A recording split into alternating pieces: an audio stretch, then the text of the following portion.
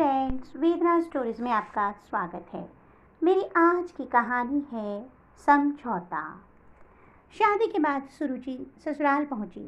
सारे कार्यक्रम खत्म होने के बाद 3-4 दिनों में सभी मेहमान एक एक करके वापस चले गए, लेकिन उसकी ननद और उसके 2 बच्चे 2 दिनों के लिए रुक गए। उसके सास ससुर ने तो बहुत पहले ही इस दुनिया से विदा ले ली थी, इसलिए उसकी ननद ने जितने दिन भी रही सुरुचि को भरपूर प्यार दिया ताकि उसको सास की कमी ना फले। भाई के विवाह की सारी जिम्मेदारियां वे ही संभाल रही थी।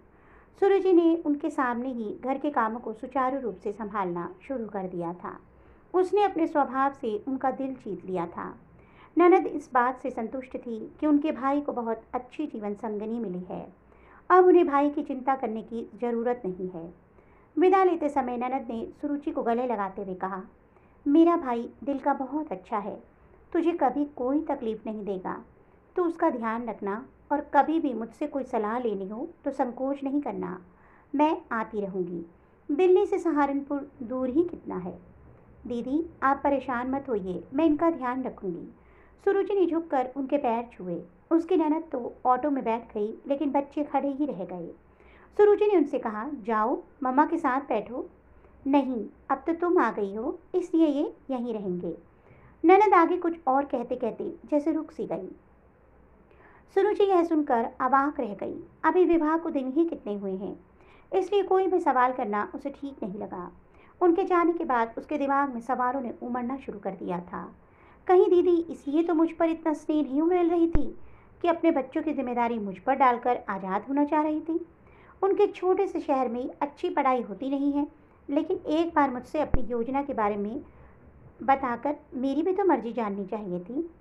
जल्दी से जल्दी अपने शक को दूर करने के लिए वह पति के ऑफिस से लौट कर आने का इंतजार करने लगी।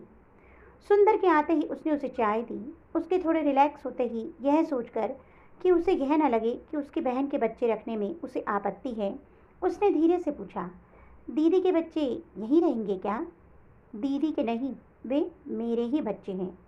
पत्नी की मृत्यु के बाद दोनों बच्चों को अपने पास रखकर उन्होंने ही उनको पाला है।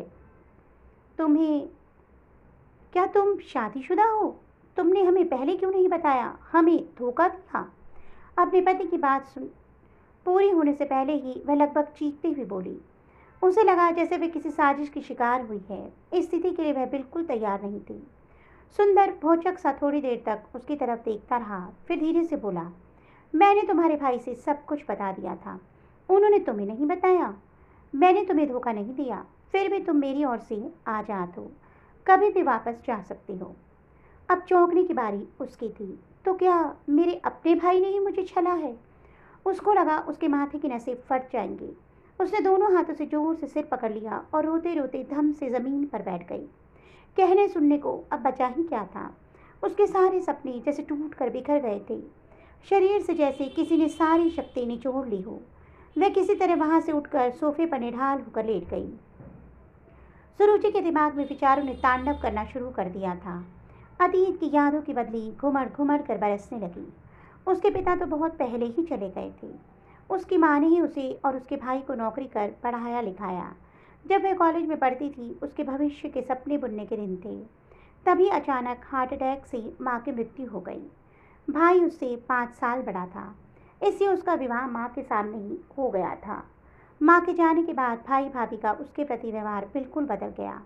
वे उसे बोझ समझने लगे थे। ग्रेजुएशन के बाद उसकी पढ़ाई पर भी उन्होंने रोक लगा दी थी। भाभी भी ऑफिस जाती थी। सुरुचि सुबह से शाम घर के काम में जुटी रहती थी। उसके विवाह के लिए कई प्रस्ताव आए, लेकिन अभी जल्दी क्या है कहकर भाभी टाल दिया करती थी। मुफ्त की नौकरानी जो मिली हुई थी। इसी बीच उनके 2 बच्चे हो गए थे।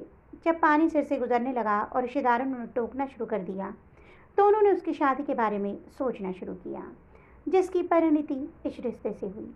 जिस उम्र की वह थी, उसमें बिना खर्च के इससे अच्छा रिश्ता क्या हो सकता था। उसका मन भाई भाभी के लिए घृणा से भर उठा। अचानक सुंदर को सामने खड़े देखकर उसके विचारों को झटका लगा। सुंदर ने उसके पास बैठते हुए कहा, तुम्हारे साथ जो भी हुआ बहुत बुरा हुआ, लेकिन दुखी होने से बीता वक्त वापस नहीं आएगा। अभी उठो और शांत मन से इसका हल सोचो। जो तुम चाहोगी वही होगा। तब तक तुम मेरी मेहमान हो। तुम कहोगी तो मैं तुम्हारे भाई के पास छोड़ आऊँगा। भाई के पास जाकर क्या होगा? यदि उन्हें मेरी खुशी की परवाह होती तो ऐसा करते ही क्यों? मुझे नहीं जाना उनके पास। वह बुदबुदाई और आंखों के आंसू पोंछकर घर के काम में लग गई। अगले दिन सुबह सुबह उसकी ननद का फोन आया। सुरुचि समझ गई कि कल की घटना के बारे में भी जान चुकी हैं, इसीलिए उनका फोन आया है। उधर से आवाज आई, सुरुचि बेटा, हमने तुम्हारे भाई से कुछ भी नहीं छिपाया था। फिर भी यदि तुम्हें बच्चों से समस्या है तो वे पहले की तरह मेरे पास ही रहेंगे, लेकिन मेरे भाई को मत छोड़ना। बहुत सालों बाद उसके जीवन में तुम्हारे रूप में खुशी आई है। बड़ी मुश्किल से वह विवाह के लिए राजी हुआ था। वे भरे गले से बोली, जी। इसके अलावा वह कुछ बोल ही नहीं पाई। इससे पहले कि सुरुचि कुछ फैसला लेकर उन्हें बताए, उन्होंने ही उसकी सोच को दिशा दे दी थी। उसे नए सिरे से सोचना शुरू किया कि भाई के घर वापस जाकर वह फिर से उस नारकीय दलदल में फंसना नहीं चाहती, और बिना किसी सहारे के अकेली लड़की की इस दुनिया में क्या दशा होती है, यह सब जानते हैं। यदि उसका विवाह किसी कुंवारे लड़के से होता तो क्या गारंटी थी वह सुंदर की तरह उसे समझने वाला होता। उसकी कोई गलती नहीं है, फिर भी वह उसे आज़ाद करने के लिए तैयार है। इतना प्यार करने वाली माँ समान ननद कहाँ सबको मिलती है? भाई बहन का प्यार जिसमें दोनों एक दूसरे की खुशी के लिए कुछ भी त्याग करने के लिए तैयार हैं, जो उसे कभी अपने भाई से नहीं मिला। बच्चे जो शुरू से ही उसे दूर से सहमे सहमे देखते थे, अब सारा दिन उसके आगे पीछे घूमते रहते हैं। इतने सुखी संसार को वह कैसे त्याग सकती है? जो खुशी प्यार और अच्छे रिश्तेदारों से हासिल होती है, अच्छे रिश्तों से हासिल हो सकती है, बेशुमार धन दौलत या ऐशो आराम से नहीं मिल सकती। इतना प्यार जिसकी उसके जीवन में बहुत कमी थी, हाथ फैलाए उसके स्वागत के लिए तैयार है। समाज में अधिकतर बहुओं को घर से निचला दर्जा दिया जाता है।